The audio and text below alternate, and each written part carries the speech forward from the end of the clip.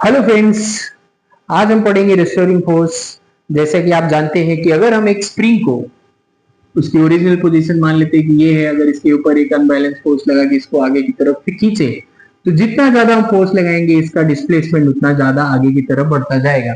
लेकिन स्प्रिंग में एक टेंशन क्रिएट होगा जो हमेशा चाहेगा कि ये अपनी ओरिजिनल पोजीशन को एक्वायर कर ले। रीस्टोरिंग फोर्स का मतलब होता है उसमें कि जो उसकी पोजीशन है वो वापस से रीस्टोर कर ली जाए। इस फोर्स को ही हम बोलते हैं रिस्टोरिंग फोर्स, जिसको हुक्स लॉ भी बाद में बोला जाता है। ये फोर्स डायरेक्टली प्रोपोर्शनल होता है डिस्प्लेसमेंट के। आप जितना ज्यादा फोर्स लगाओगे डिस्प्लेसमेंट उतना ज्यादा होगा। इसको इक्वल करने के लिए हमारे पास एक फोर्स कांस्टेंट होता है। बिकॉज ये आगे जा रहा है, इसकी डायरेक्शन इनवर्ड होती है, टेंशन इसको पीछे खींचता है, इसलिए हम इसमें एक साइन लगा देते हैं -x का।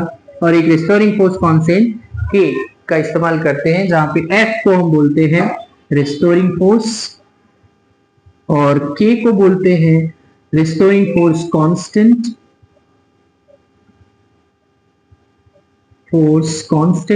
एंड X को बोलते हैं डिस्प्लेसमेंट।